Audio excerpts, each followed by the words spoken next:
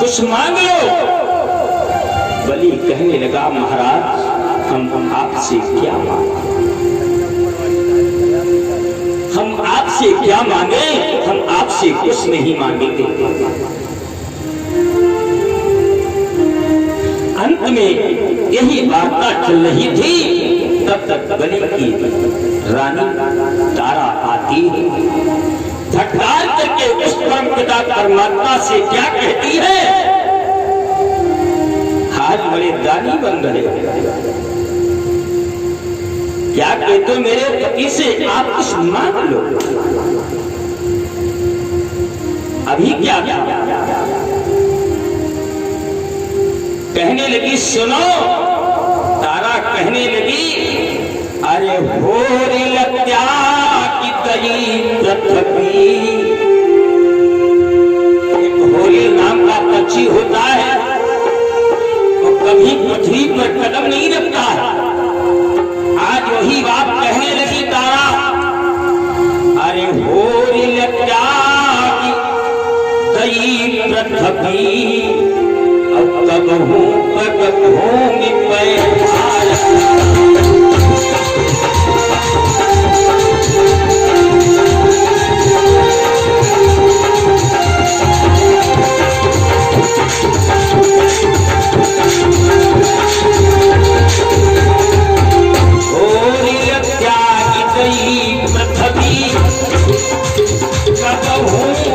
भूमि पे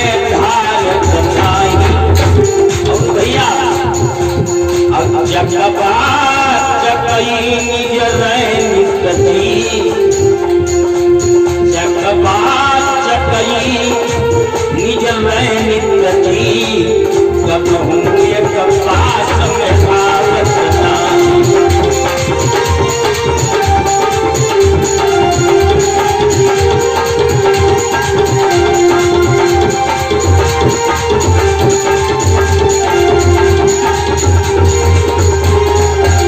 चकबा चकई निज रैनी कती। चकबा और चकई भी पक्षी होते हैं, वो कभी नर और मादा रात में एक पास नहीं रहते। अगर एक धार का इस पार है तो एक उस पार है। चकबा चकई निज रैनी कती, कबहू निज रैनी बितावत नाही। और स्वामी से कहा निज मांगू अबई, स्वामी की आग पसारे उबाही। अभी अभी हमारे पति से मांग रहे थे और आप मेरे पति से कह रहे हैं महाराज, अरे पूरब से गंगा पश्चिम बहे। तारा ने कहा, अरे पूरब से गंगा पश्चिम बहे, वही भिख मंगन से हम मांग।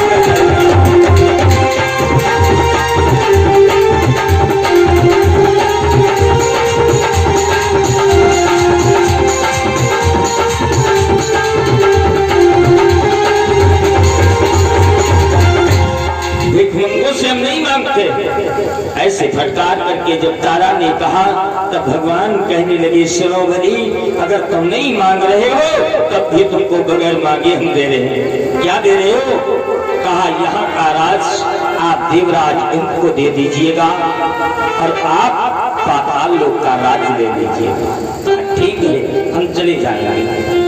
राज तो पाताल लोक का दे दिया, लेकिन बलि ने अंत में कहा, महाराज ठहरो, अब हम कुछ मांगेंगे। भगवान सोचने लगे, पाताल का राज तो हम दे चुके हैं, लेकिन यहाँ का राज अगर मांग लेगा तब तो क्या होगा। लेकिन बलि ने कहा, सुनो महाराज, आपने मेरे साथ में छल किया है, छल का परिणाम लेते जाओ। हम जाएंगे पाताल लोक का राज करेंगे, लेकिन जो महल बनवाएंगे उसमें 52 दरवाजे रखवाएंगे। 52 गेट मेरे उस महल के होंगे, और जिस गेट से निकलो महाराज आपके दर्शन उस गेट पर मिलेंगे। बोलिए वृंदावन बिहारी लाल की जय। भगवान छलने गए थे लेकिन खुद ही छल गए, भक्त के बस में पड़ गए। बलि जाता है, 52 दरवाजे लगवाता है, जिस दरवाजे से निकलता है उसी दरवाजे पर मधुसूदन के दर्शन होते। काफी समय हो गया, भगवान जब घर नहीं आए तो लक्ष्मी सोचने लगी आए नहीं, कहा कोई सर्विस लग गई है क्या। खोज की, पता चला कि बलि को छलने गए थे, उनके यहाँ नौकरी कर रहे हैं। आज लक्ष्मी जी सोचने लगी अपने स्वामी को वापस लाना चाहिए।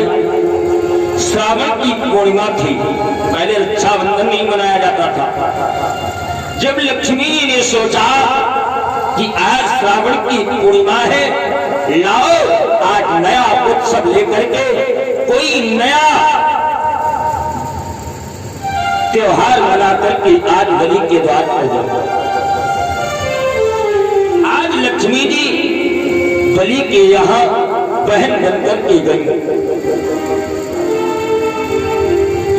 तो बलि की अर्धांगिनी तारा ने देखा आप कभी आने नहीं, हो सकता कोई सगी चचेरी या कहीं दोस्त की बहन हो आई है। बलि आता है तो अपनी साड़ी से लक्ष्मी जी साड़ी का टुकड़ा फाड़ करके बलि की कलाई में बांधती है। बलि ने कहा बहन कुछ मांग लो। कहा भैया हम आपसे क्या मांग ले। कहा नहीं बहन आपको खाली हाथ नहीं जाना है, मांगो जो मांगोगी वही आपको मिलेगा। लक्ष्मी ने कहा भैया जो मांगूंगी वही मिलेगा। कहा वही मिलेगा, वही मिलेगा, वही मिलेगा, आप मांगो। कहा जो आपका द्वारपाल है बस उसी को दे दो।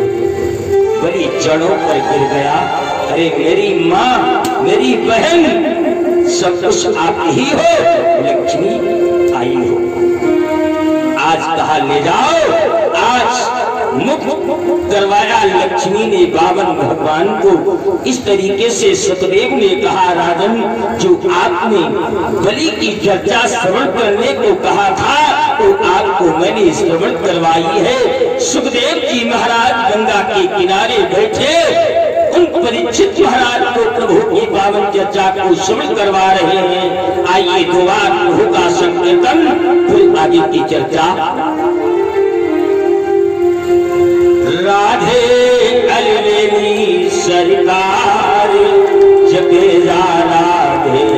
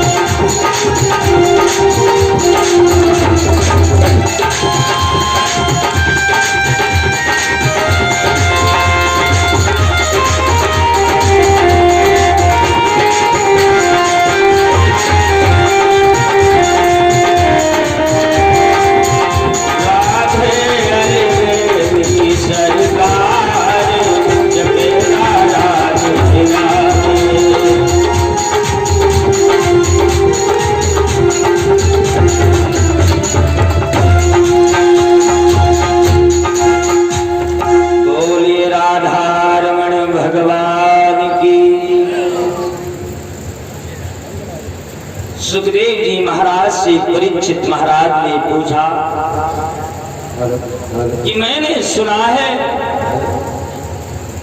कि भगवान कन्हैया ने अवतार लिया का तो सत्य है, अवतार लिया है, मैंने सुना है। लेकिन एक बात मेरी समझ में नहीं आ रही है गुरुदेव। कहा कौन सी बात? भगवान कन्हैया ने अगर अवतार लिया है तो रात में क्यों लिया? अगर रात में लिया है तो काली रात को क्यों लिया? अगर काली रात को लिया है तो ठीक 12 बजे रात को क्यों लिया?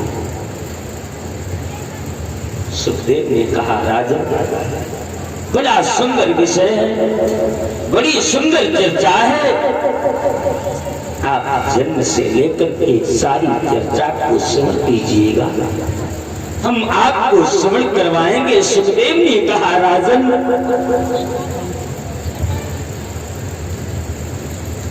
ये मथुरा नगरी जो है,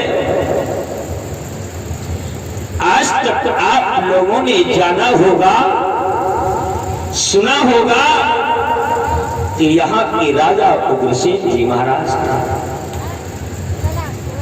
लेकिन इस मथुरा नगरी का पहले कौन राजा था? बड़ी सुंदर बात है, आप सुनिएगा। मथुरा का निर्माण कब हुआ, कैसे हुआ, कितने दिन में हुआ और किसने करवाया? जब राम, लोग कहते रामायण में राजनीति नहीं है, रामायण से ही राजनीति की उत्पत्ति है। भगवान राम जिस समय में अपने भाइयों में बंटवारा किया, अपने आप को राज अयोध्या का दे दिया, अपने पुत्रों को दे दिया। शत्रुघ्न को राज मिला था जिसका नाम है मथुरा। यहाँ के राजा त्रेता में शत्रुघ्न जी थे, लेकिन शत्रुघ्न के पहले कौन थे? शत्रुघ्न महाराज के पहले यहाँ का राजा था दानव, जिसका नाम था लवणासुर। लवणासुर का राज था, लेकिन शत्रुघ्न के द्वारा उसका अंत हुआ। अंत होने के बाद में शत्रुघ्न ने विश्वकर्मा जी को आदेश दिया कि यहाँ पर सुंदर महल बनाया जाए। तो विश्वकर्मा जी महाराज को इस मथुरा नगरी को बनाते हुए 12 बरस 6 महीना और 4 दिन लगे। 12 बरस 6 महीना 4 दिन में इस मथुरा नगरी का निर्माण हुआ।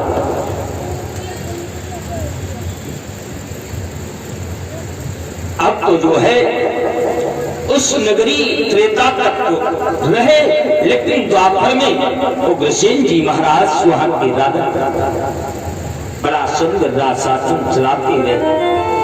बड़े धर्मात्मा राजा थे उग्रसेन जी महाराज। ब्रह्मण्याशील संपन्ना सत्य संधो जितेंद्रिय, सत्य बोलने वाले, सत्य मार्ग पर चलने वाले, सब विद्वानों का सम्मान करने वाले ऐसे राजा उग्रसेन जी महाराज उस मथुरा के राज को चला। लेकिन धीरे धीरे अरे राजा रानी सब तरह थे धर्म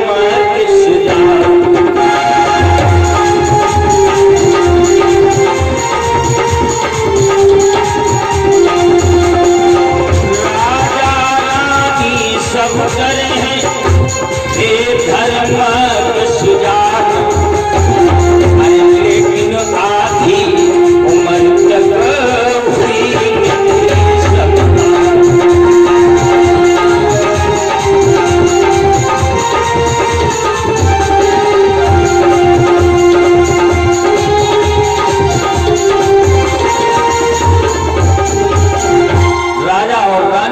सुंदर धर्मात्मा थे।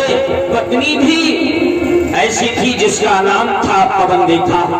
आठों पहर अपने पति की सेवा में बिताया करती है। जो कुछ मानती है धरोहर अपने पति को ही मानती है कि एक ही धर्म एक व्रत नेमा, काय वचन मन पति पद प्रेमा।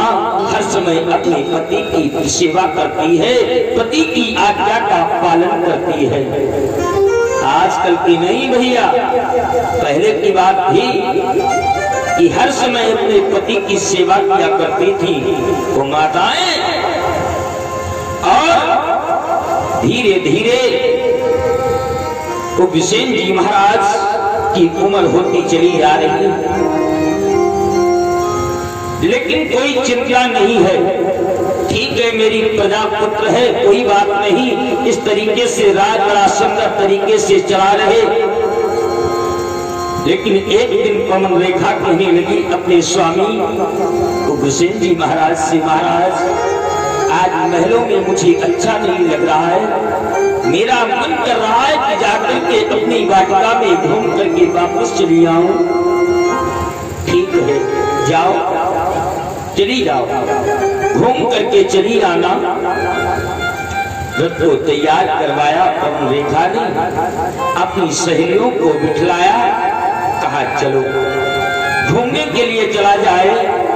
आज पवन रेखा अपनी सहेलियों के साथ उस जंगल की ओर प्रस्थान करती हैं।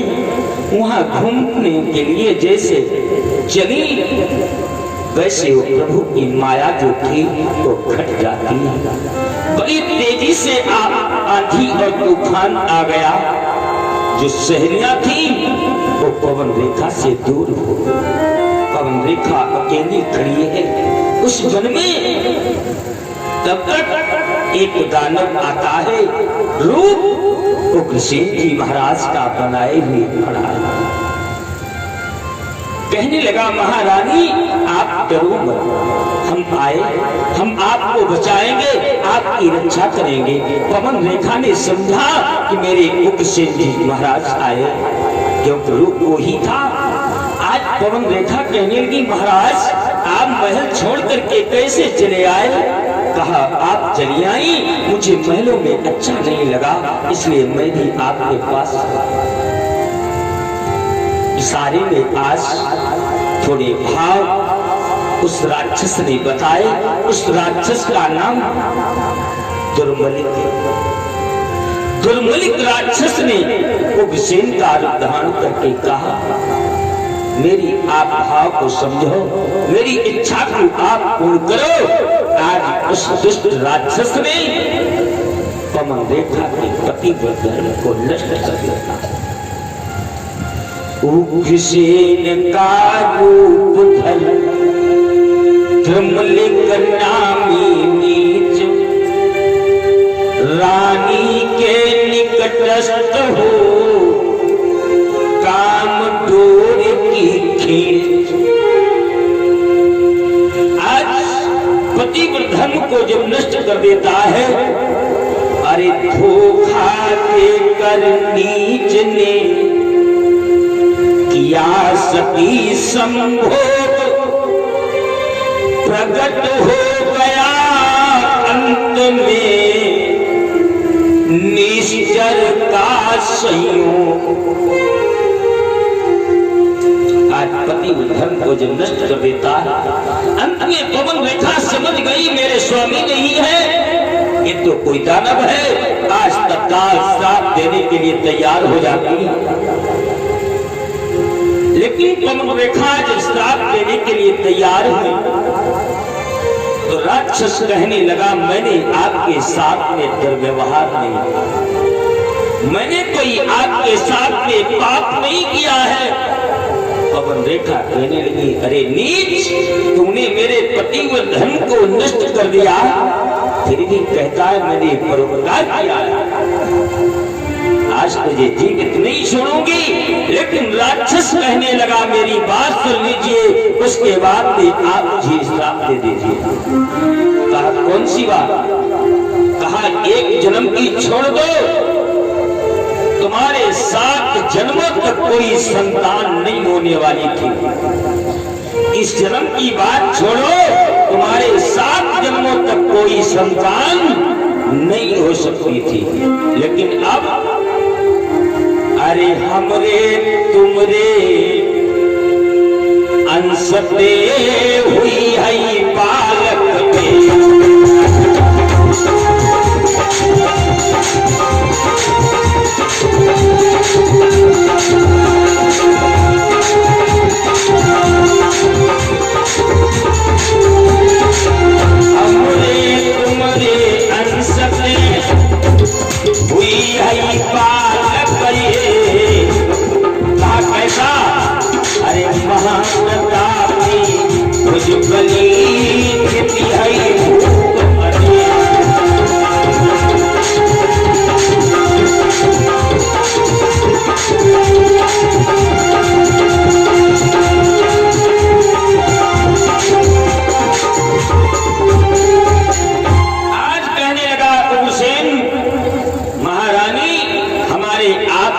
आपके संयोग से ऐसा पुत्र होगा जो संसार में उसे कोई जीत नहीं पाएगा। सारे देवता, सारे बलवान उससे हार करके जाएंगे। इतना कहकर के आज जो मलिक राक्षस वहां से अंतर्ध्यान हो जाता है और तब तक आंधी भी शांत हो जाती है। जब आंधी शांत हुई तो सारी सहेलियां जो थीं वो पास में आई। जब पवन रेखा के भाव को देखा, उनके शरीर को देखा तो कहने लगी क्या? बोली स्वामिन क्या हालत है, ऊंची श्वासा क्यों चलती है।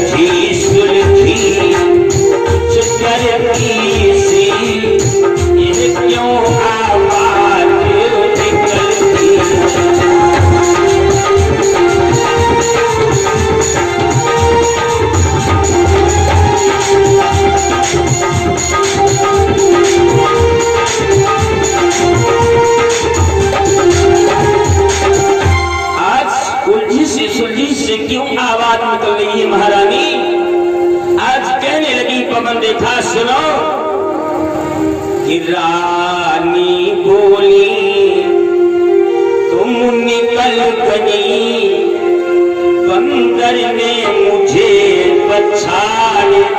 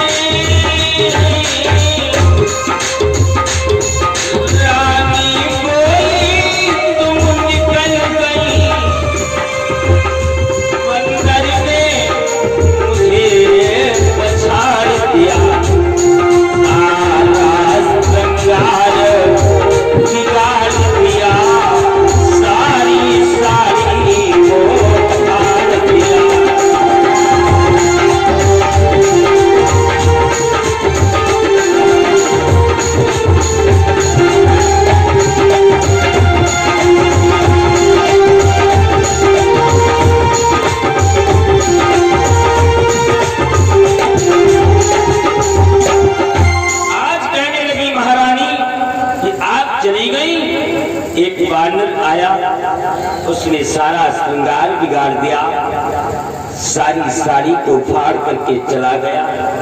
इसलिए आप चलो, मेरी तबीयत हैरान है, महल को जल्दी से चलो। आज पवन रेखा रथ पर सवार होकर के अपने महलों को प्रस्थान करती है, आज महल में आती है। धीरे धीरे आज 10 महीने 10 मास पूर्ण होने वाले हैं। आज उस राक्षस का अंश पैदा होने वाला है, लेकिन अपशगुन पहले से हो रहे हैं। कैसे अपशगुन और कैसे शगुन होते हैं कि गादी खजुआती है तो चांदी मिलती है, कहूं मानव यहू संदेश है कुबेर सरकार का। भुजगी मानहू यहू टेलीफोन शंकर को हलो हलो करत है को परिवार का। अपशगुन माने जाते शगुन, और अपशगुन कैसे आज हो रहे हैं भैया कि रात्रि में कागा बोला था। रात में अगर कौवा बोले तो नंबर 1 का अपशगुन होता है कि रात्रि में कागा बोला था, टीले पर कुकुर रोए थे। या ऐसे अपशगुन बोले कि रात्रि में अगर कुकुर गांव के बाहर जाकर के रोए तो समझ लेना अपशगुन है। रात्रि में कागा बोला था, टीले पर कुकुर रोए थे।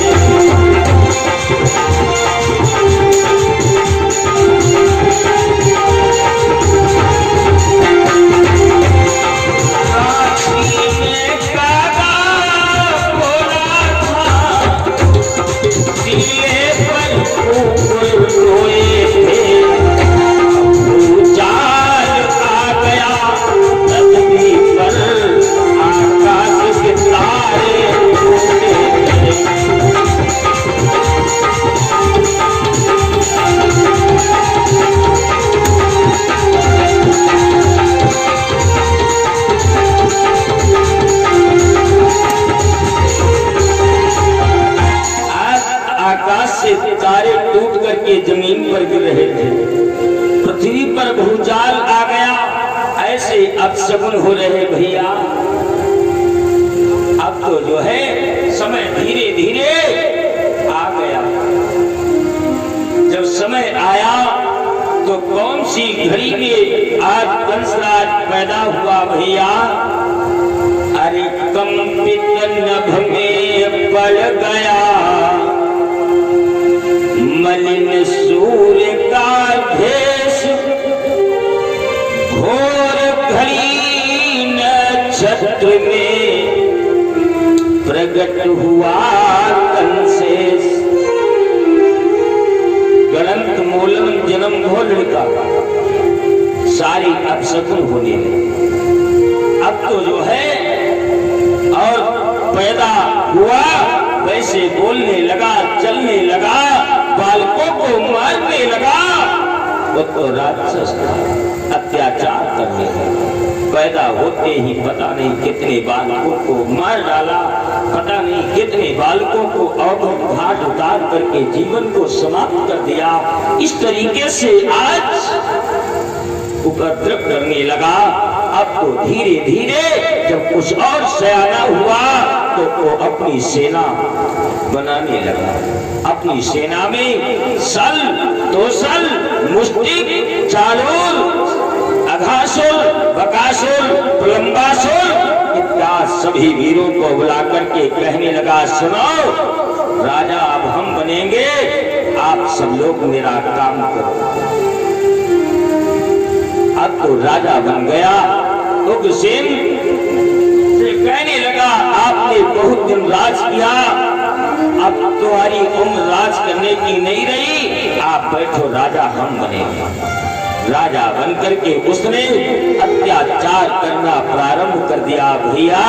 कैसे अत्याचार? गौए कटवाई जाती थी, वहां पेट जलाए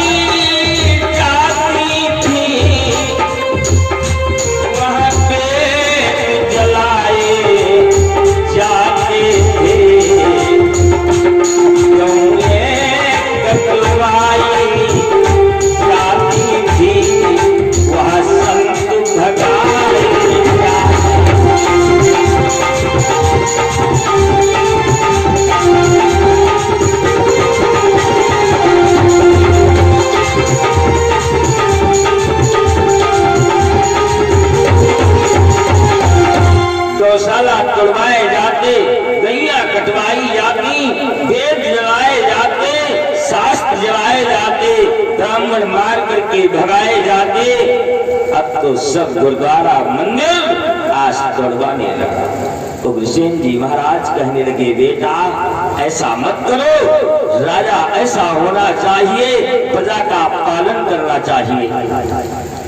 कंस कहने लगा, बस अपनी जबान को बंद करो और बैठो शांति में। हर तरीके से उग्रसेन महाराज ने समझाया, लेकिन उसने उठा करके उग्रसेन जी महाराज को जेल में डलवा दिया। अब तो पार्टी सब बन गई, अत्याचार प्रारंभ। और जब अत्याचार होता है, सारे देवता उस परम पिता परमात्मा के भक्त उस परम पिता परमात्मा से ही निवेदन करते हैं, अरे प्रभु आप कब आओगे? भगवान का अवतार कि जब जब होई धर्म कहानी बाढ़ी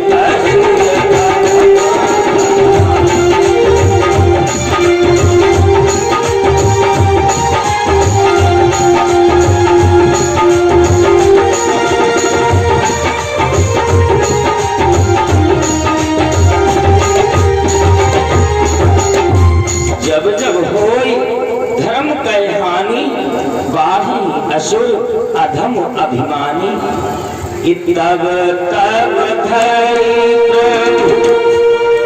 मनुज शरीरा रही सदा सज्जन।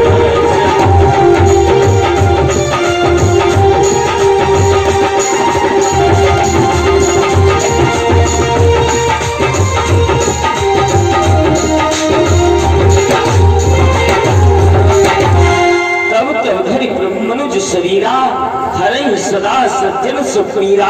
तो परम पिता परमात्मा जरूर आता है, इसीलिए लोग उसका वंदन अभिनंदन करते हैं। आज पृथ्वी रो करके कहने लगी, प्रभु चाहे जितना इस पर भार बढ़ जाए कभी घबराती नहीं हूँ, लेकिन इस कंस के पाप को सहन नहीं कर पा रही हूँ। आप जल्दी से आओ प्रभु, देरी मत करो। कबूले हो खबरिया हम दीनन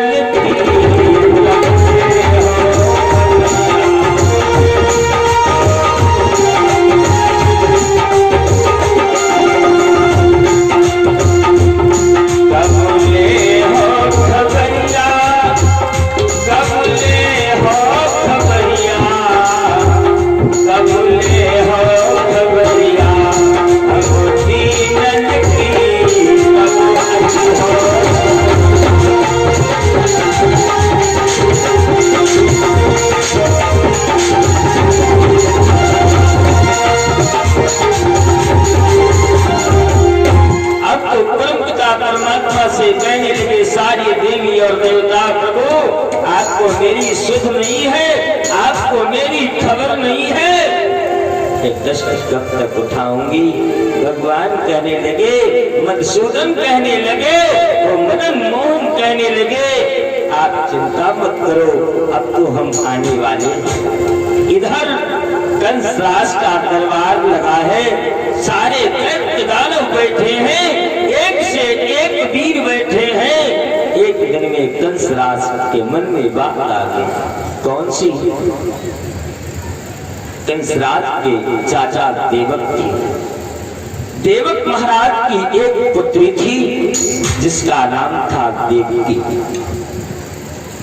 आज देवकी तरुणाई अवस्था को प्राप्त कर चुकी है। कंसराज सोचने लगा, मेरी बहन है, चचेरी है तो क्या है, लाओ सुंदर पर देख करके अपनी कन्या बहन की सगाई कर दे। कंसराज ने बहुत से पर देखे, लेकिन कोई समझ में नहीं है। कन्या की सगाई करो तो कैसे करो, कब करो और कहां करो? मानस में चौपाइयां नहीं लिखी है। अगर मनन करो, चिंतन करो, तो मानस में एक एक मंत्र लिखो, सब कुछ मिलेगा। उस मानस को जब पढ़ोगे तो एक एक मंत्र का विचार करोगे तब सब कुछ तुम्हें जीवन में मिल जाएगा। आज बाबा गोस्वामी दास जी ने कहा है कि अगर कन्या की सगाई करनी है तो कहाँ करो, कैसे करो और कब करो। क्या देखो कि जो घर पर कुल हो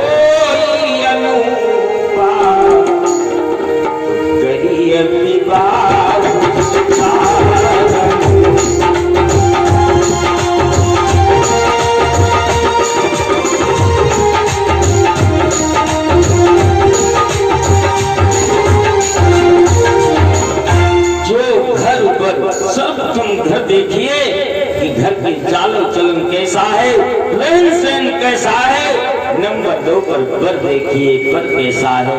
बेटिया के वहां नव दुर्गा व्रत रखने बोले बोतल मुर्गा क्या है नर कहे।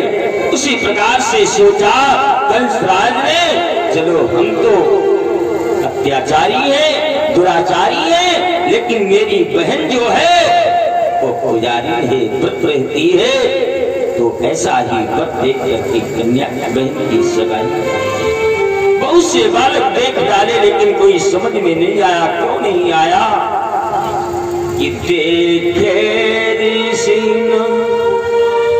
मुनि ने बहु तेरे, अब गुण एक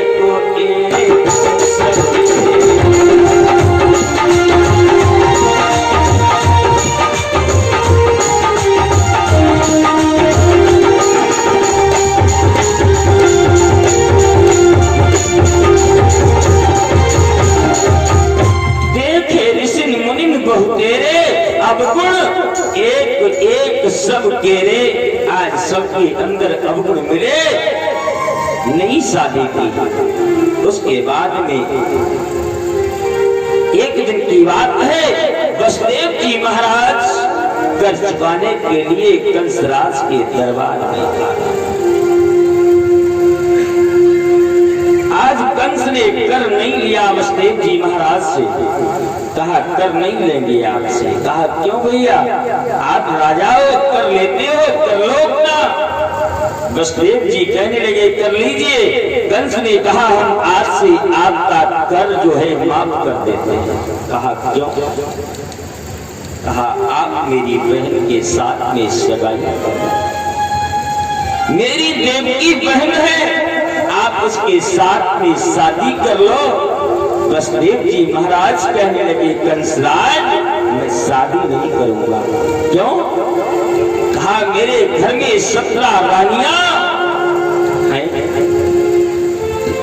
यानी वसुदेव जी महाराज की 17 शादियां पहले से हो चुकी थी।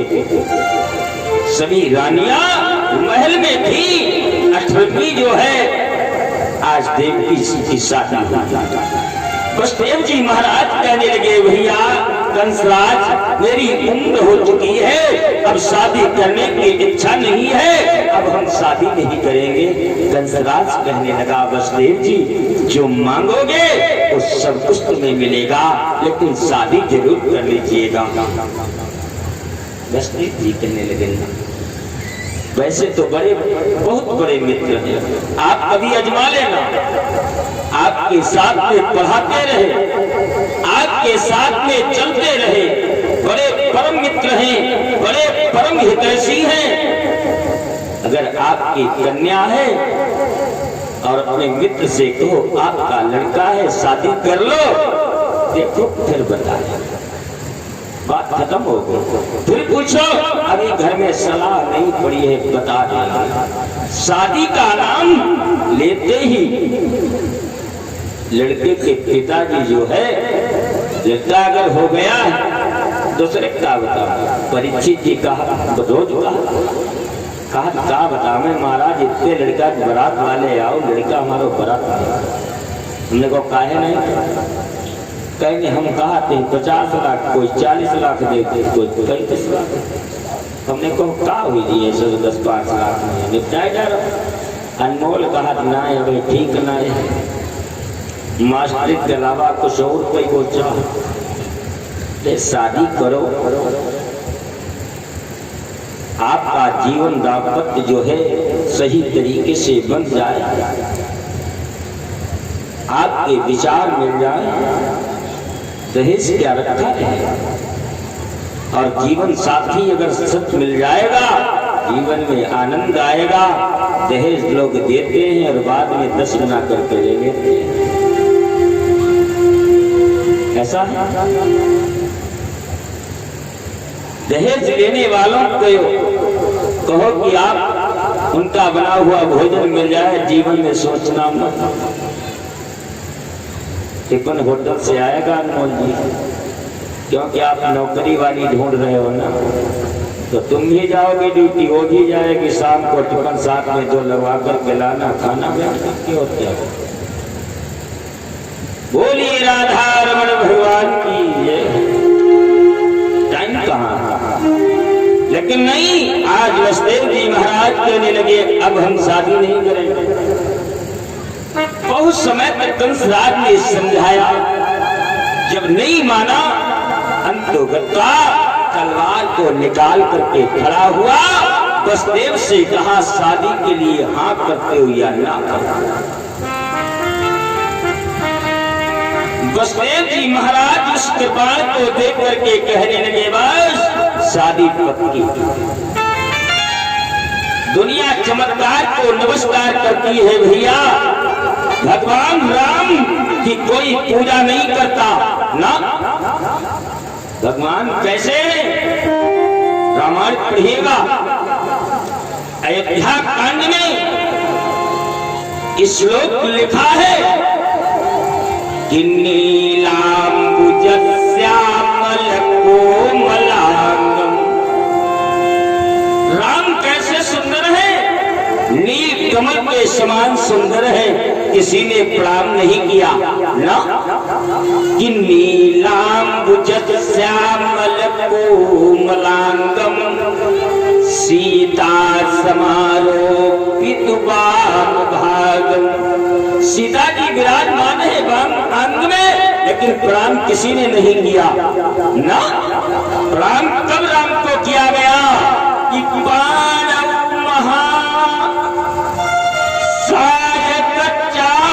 चापम तब नमामि रामं रघुवंशनाथम। दूसरा भाव, समुद्र की राम 3 दिन प्रार्थना करते रहे, लेकिन समुद्र नहीं आया।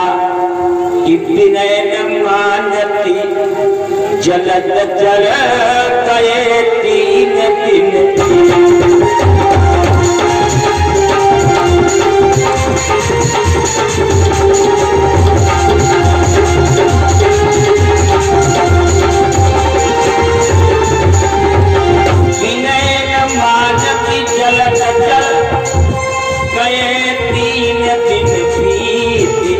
अरे बोले राम सको तब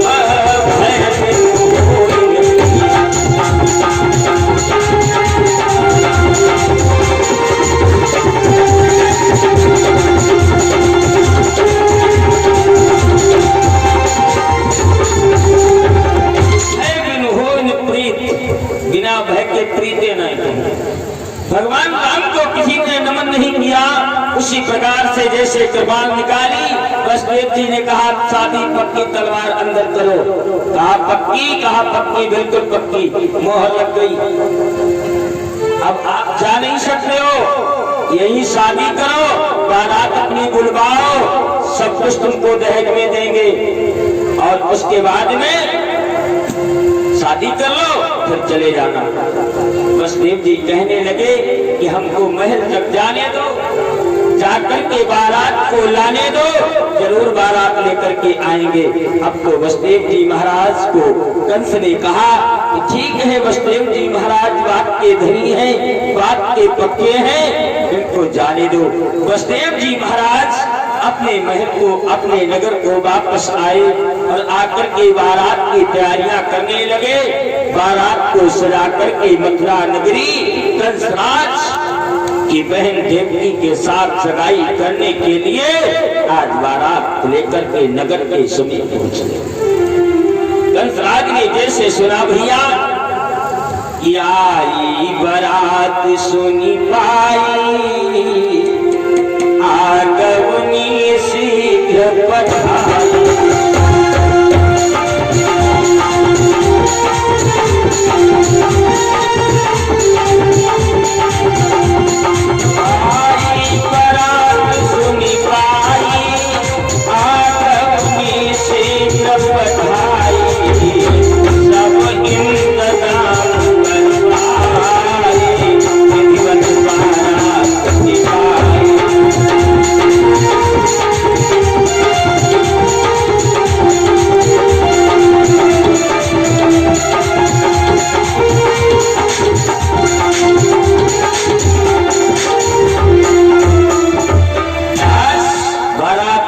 स्वागत सम्मान आगमनी भिजवाई।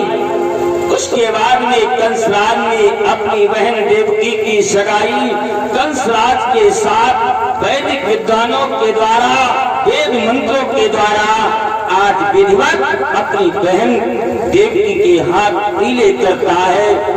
और दहेज में क्या तैयारियां हैं? 10,000 हाथी हैं जिन पर सोने के हौदा पड़े हैं, सोने के कंबल पड़े हैं। आज 10,000 गैया हैं जिनके सींग सोने से मढ़े हैं और चांदी से खुद मढ़े हैं। आज 10,000 हाथी गैया और देवकी की सेवा करने के लिए 10,000 दासियां आज साथ में तैयार हैं। इस तरीके से आज शादी कंसराज अपनी देवकी की कर रहा है। बड़ी खुशी प्रसन्न मुद्रा में आज सब कुछ करने के बाद में आज हर कन्या अपने माँ बाप को छोड़ करके दूसरे के घर जा करके अपना घर बना लेती है। धन्य है इन माताओं और बहनों को। बताओ किस माँ ने जन्म दिया? माँ छूट जाती है, पिता छूट जाता है, भाई भौजाई सब कोई छूट जाते हैं और दूसरे के घर को अपना घर बना करके क्षण मात्र में अपना कुल, अपना परिवार, अपना वंश सब कुछ बदल करके दूसरे वंशज में जा करके अपना वंशज बना लेती है। धन्य है इन माताओं। आज उसी प्रकार से कहने लगी देवकी कि 16 सावन बीत गए बाबुल की अनुनाई ने, अरे छुड़ा दिए हैं हाथ किसी को तो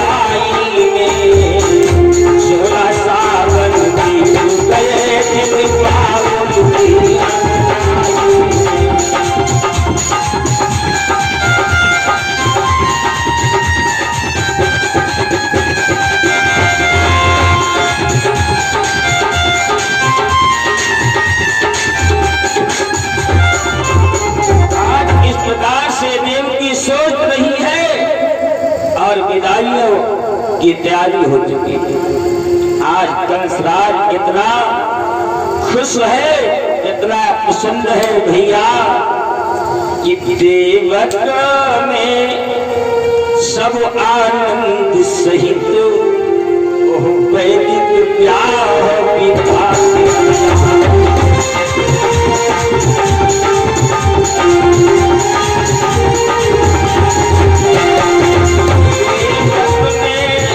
आनंद सहित यह वैदिक ब्याह विधान भूषण कसरत मणिमाणिक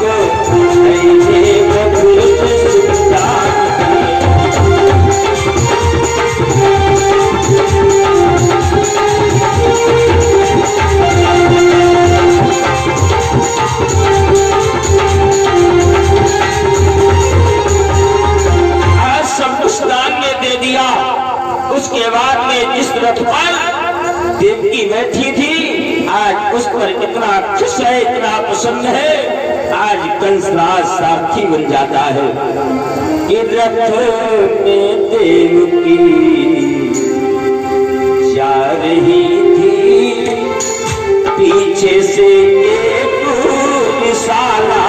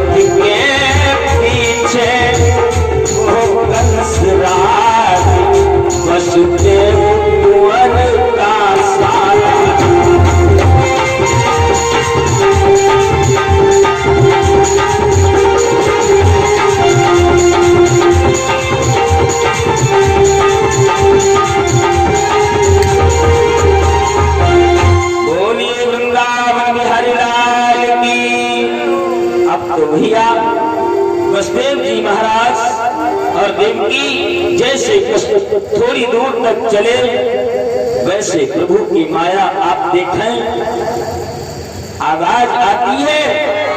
कौन सी आवाज? हे कंसराज, हे भोजराज, देवकी लाल जो होगा तेरा काल होगा, काल होगा, काल होगा, वो भी अष्टम लाल तेरा काल होगा। कंसराज ने ऊपर निहारा तो कुछ दिखाई नहीं पड़ा। दोबारा आवाज आती, ये कंसराज इतने तुम खुश नजर आ रहे हो, याद रखना कि देवकी का लाल तेरा काल होगा। इतना जैसे सुना आज कंसराज आगे बढ़कर के देवकी के बालों को पकड़ लेता है और रथ से घसीट करके जमीन पर पटक देता है। जब जमीन पर पटक देता है वसुदेव जी आगे बढ़े, कहने लगे कंसराज आज से तुम्हारा अधिकार समाप्त हो चुका है, क्योंकि देवकी हमारी अर्धांगिनी बन चुकी है, अब अधिकार मेरा है। कंसराज कहने लगा वसुदेव जी जवान को बंद कर लो, नहीं तो आज आपका भी अंत हो जाएगा। वसुदेव जी समझ गए कि क्रोध में है, लाओ हम शांत हो जाए। लड़ाई अगर शांत करनी है तो एक अगर तेज हो, एक कमजोर हो जाए, लड़ाई बंद हो जाएगी। अगर दोनों तेजी पकड़ गए तो लड़ाई और बढ़ जाती है। जिस प्रकार से लाइन खींची है इसमें एक ठंडा तार है, एक गर्म है, अगर दोनों गर्म हो जाए तो लाइन भ्रष्ट हो जाएगी, थक जाएगी। तो वसुदेव जी महाराज कहने लगे लाओ ये गर्म है, हम विनम्रता से इसे समझा दें। क्या बात है भैया? आवाज आई है देवकी का लाल जो है वो मेरा काल है। तो वसुदेव ने कहा तुम्हें देवकी से डर है या देवकी के लाल से? कंस कहने लगा हमें देवकी से डर नहीं है, हमें तो देवकी के लाल से डर है, वो भी अष्टम लाल से। वसुदेव जी कहने लगे, अगर मैं मुझ पर विश्वास करते हो, मेरी बात को मानते हो, तो देवकी को छोड़ दो। जो लाल पैदा होते जाएंगे हम लाखों को देखते जाएंगे, आप चाहे मारना चाहे छोड़ दो। कंसराज कहने लगा, ठीक है बात मान लेंगे आपकी, लेकिन आपको मेरे महल में रहना होगा। ठीक है, मैं आपके महल में रहूंगा। जाकर के वसुदेव देवकी कंसराज के महल में वास करने लगे। उन पर पहरेदार कंसराज ने कर दिया।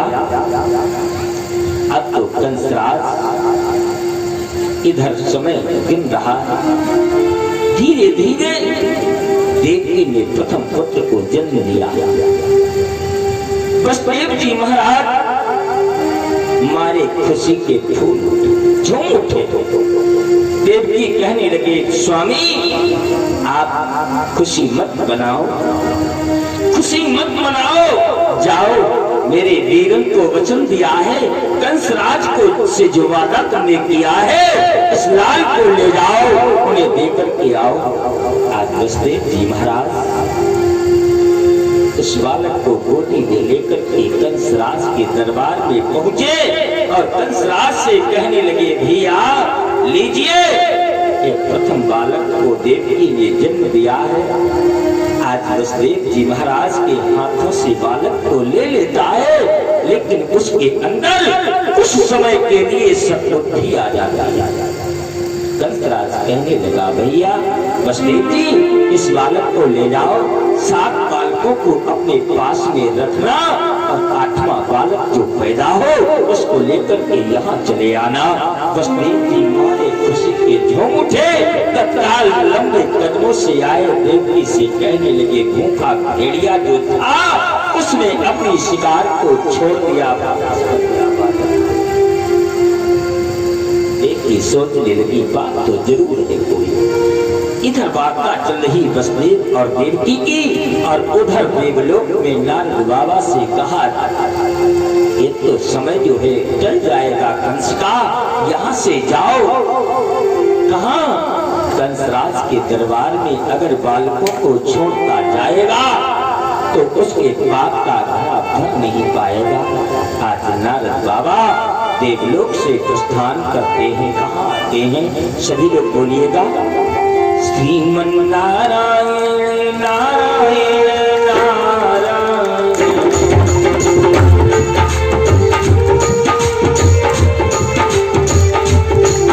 श्रीमन नारायण नारायण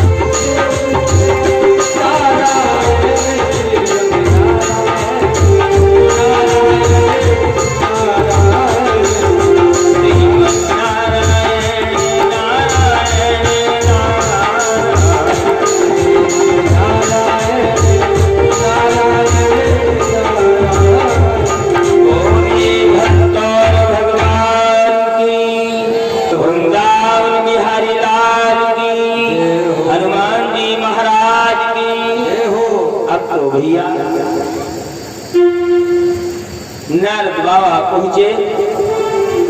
नारद का अर्थ है ना प्लस रद्द। इनकी बात कही हुई कहीं रद्द नहीं होती, जो कह दे वो सत्य होती है। माता जी तुम जवैया रोटी वोटी बनावे के लिए जवान ही खराब। बहू पहले से जल्दी आई जो खाना नाम नहीं बोलिए भगवान भगवान की। अब तो भैया नरक का अच्छे नाम रथ इनकी बात कभी रद्द नहीं होती है। जाकर के कंस के दरबार में पहुंचे, कहा बड़ा खुशियां मना रहे हो कंसराज। कहा और क्या बाबा, कहा तुम्हें कुछ मालूम नहीं। कंस कहने लगा हमें सब कुछ मालूम है, देवकी का अष्टम लाल जो है मेरा काल है, पहले से मालूम है। कहा पहले बालक को छोड़ दिया। कहा और क्या करते, उसने मेरा कुछ नहीं बिगाड़ा, उसे छोड़ दिया। आठवें लाल को लेकर के आएंगे वसुदेव जी, मार देंगे। आज नारद बाबा अपनी झोली में हाथ डालते हैं और कमल के पुष्प को निकालते हैं। कहा कंसराज इसमें बता दो प्रथम पंखुड़ी कौन सी है। अब कंस की बुद्धि चकरा गई, कौन है प्रथम पंखुड़ी। इधर से गिनो फिर भी 8वीं उंगली पड़ती है, और इधर से गिनो तब भी 8वीं उंगली पड़ती है। जब उनको आना है तो कभी भी आ सकते हैं। कंसराज कहने लगा कौका बाबा बुलाए कि लड़का बाबा मत जाए, हम नहीं कहते, तुम्हारा मन कहे मारो चाहे छोड़ दो। अब तो कंसराज की बुद्धि फिर गई। तत्काल बालक को बुलवाया और बुलवा करके शिला पर पटक देता है, मर जाता है। एक नहीं मारे गए, यूं ही उसके छालाल 6 लाल देवकी के कंस ने मार दिए। 7वें गर्भ में जो है जो शेषा काल लक्ष्मण थे त्रेता में, अब की बार तो बलराम बनकर के आ रहे हैं। अब की पहले छोटे थे, अब की बड़े बनकर के आ रहे। आज देवकी के गर्भ में आए और आकर के माया को इशारा किया, माया जाओ देवकी के गर्भ में जो बलराम जी आए हैं अपनी माया से वो रोहिणी के गर्भ में प्रवेश करो। आज माया के प्रभाव से रोहिणी के गर्भ में प्रवेश कर दिया। जाकर के कुटुंबियों ने कंसराज से बताया महाराज क्या बात है। कहा देवकी का 7वां गर्भ जो था वो खंडन हो गया। कैसे, कहा गर्भपात हो गया। कंस ने कहा अच्छी बात, बगैर मारे ही बैरी मर जाए, अच्छी बात है। अब तो कंसराज 8वें जन्म की बारी थी, कंस के यहाँ तैयारी थी। आज कंसराज के यहाँ बड़ी तेजी से तैयारियां हो रही। जहाँ एक पहरेदार था वहाँ 2 पहरेदार बिठाए गए, जहाँ एक ताला पड़ा था वहाँ पर डबल ताले डलवा दिए गए। अब तो कंसराज बराबर लगा है और इधर वो मधुसूदन आने वाले। कारण समय कौन सा है। हमने सुखदेव जी से परीक्षित महाराज ने पूछा, महाराज भगवान मधुसूदन अगर रात में आए तो क्यों आए, अंधेरी रात को आए तो क्यों आए, 12 बजे रात को आए तो क्यों आए। इसका कारण सुनिएगा मेरे भाई। भगवान राम ने जब अवतार लिया त्रेता में, भगवान राम चैत्र के महीने में 9वें दिन बुधवार ठीक दिन में 12 बजे आए। मानस में लिखा है 9वीं तिथि मधुमास पुनीता शुक्ल पक्षो अभिजित।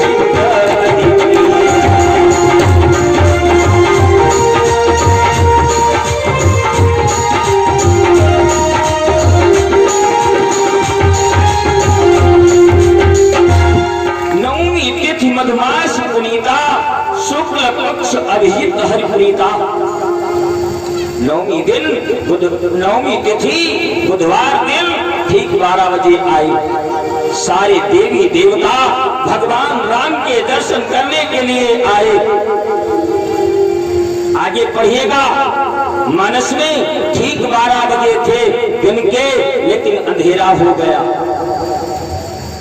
अंधेरा हो गया कैसे कि अवध कुड़ी सोहई यही भांति, अब प्रभु ही मिलन आई जजुआ।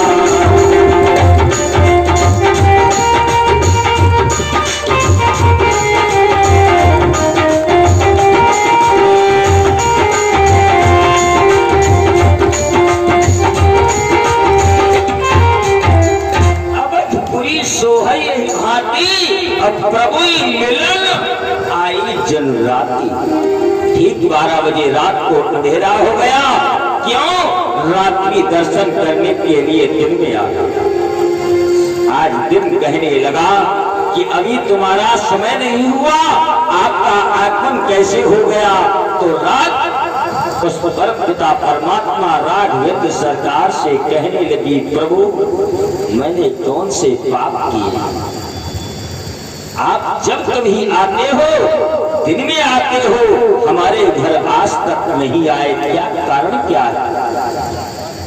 आज भगवान राम उस रात्रि से कहने लगे, ठीक है अब की बार हम आएंगे, आपके घर आएंगे। कब? कि द्वापर माही कृष्ण अवतारा, हुई हरि हरण महामही भारा। द्वापर में आएंगे और ठीक रात्रि में आएंगे, वो भी अंधेरी रात को आएंगे। और 12 बजे क्यों आओगे? 12 बजे की बात जन्माष्टमी के दिन ठीक 12 बजे रात को चंद्रमा आकर के गवाही देता है कि राघवेंद्र सरकार ने जो वादा किया था त्रेता में, वो पूरा करने के लिए आपके घर आए।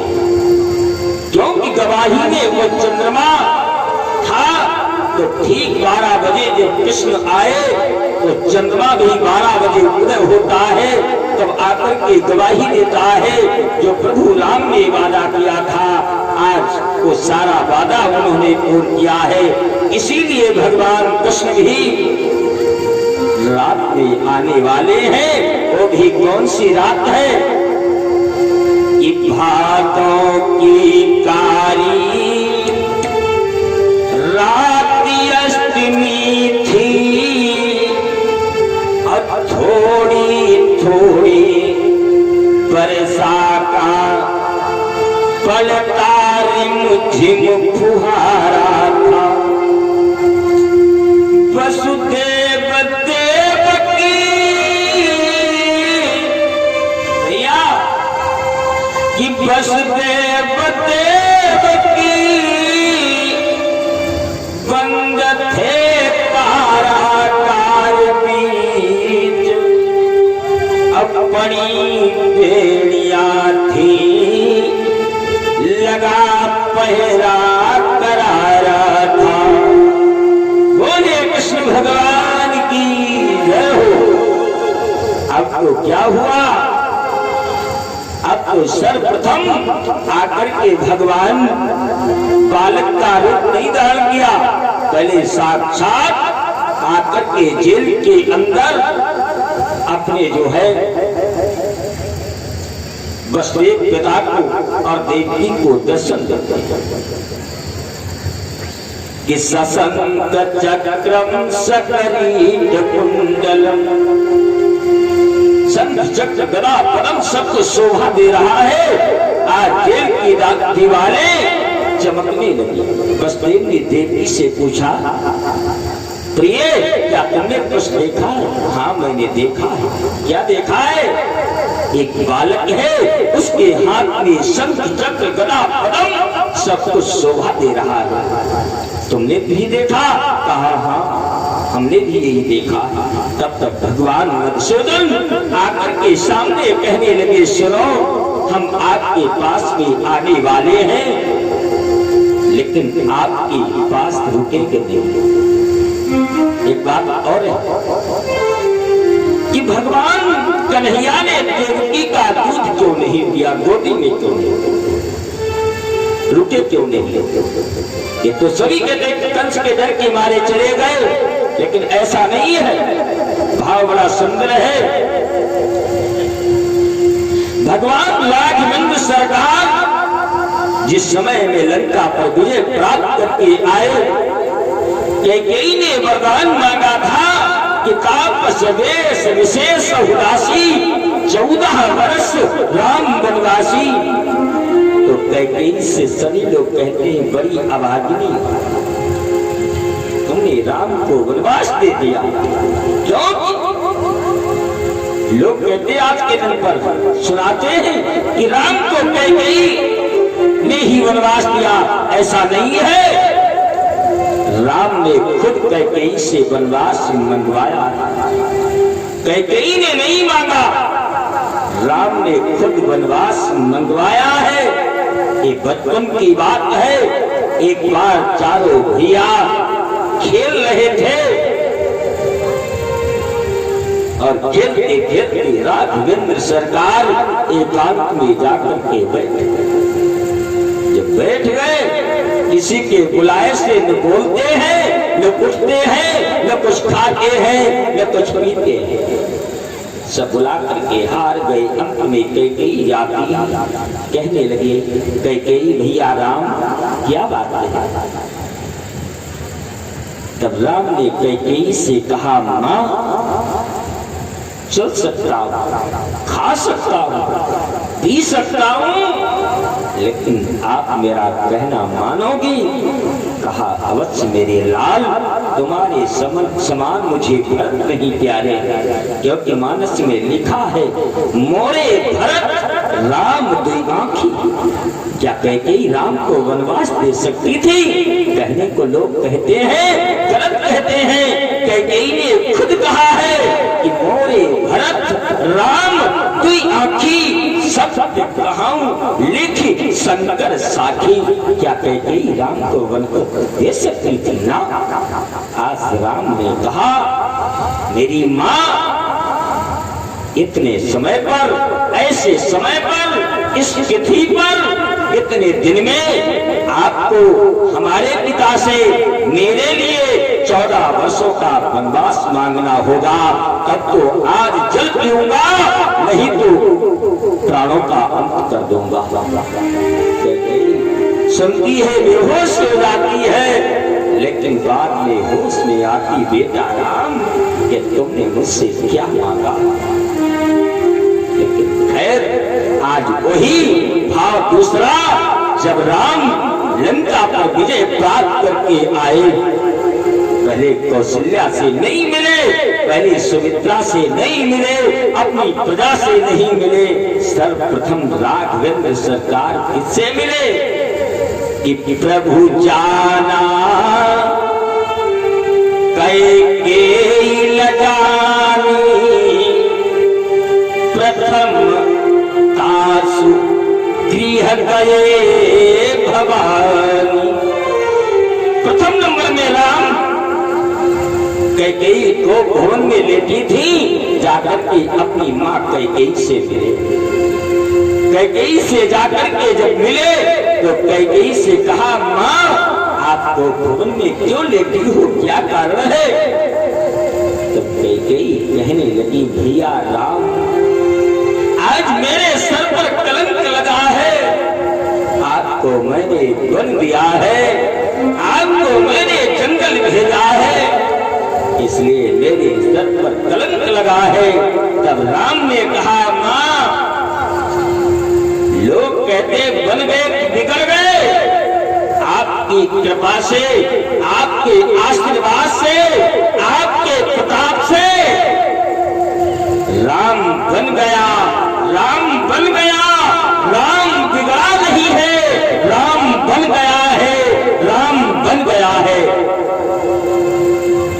कहा, बेटा राम, क्या आप हमसे प्रसन्न हो?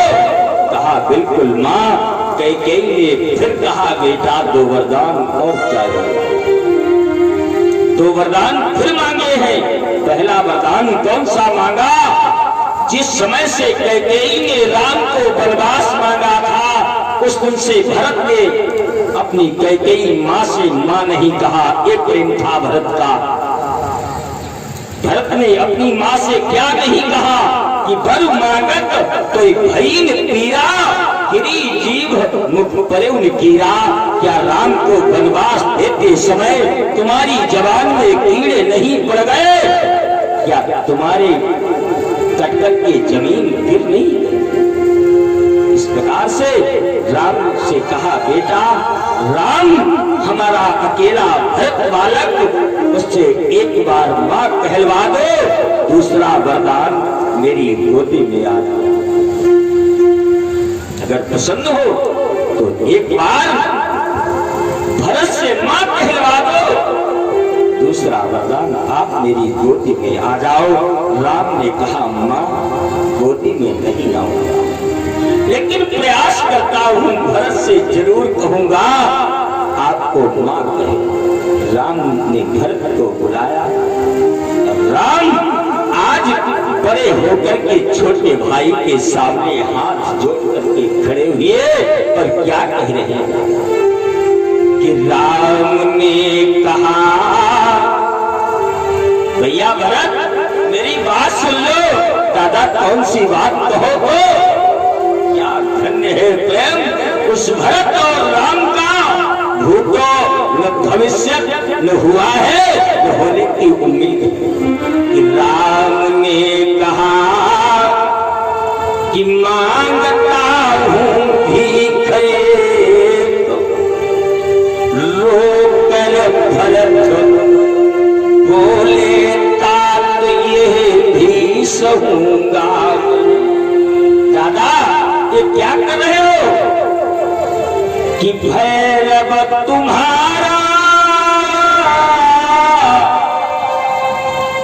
धन जीवन तुम्हारा नाथ, दास आपका हूँ सदा आपका रहूंगा। दादा दास आपका हूँ सदा आपका रहूंगा मैं, किंतु मेरे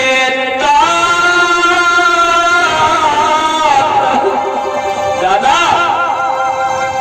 किंतु मेरे एक आज्ञा दीजिएगा नहीं, कोटि कोटि बार पद पद्म कहूंगा मैं।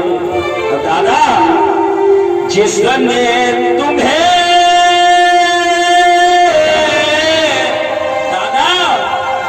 कि जिसने तुम्हें वनवास दिया,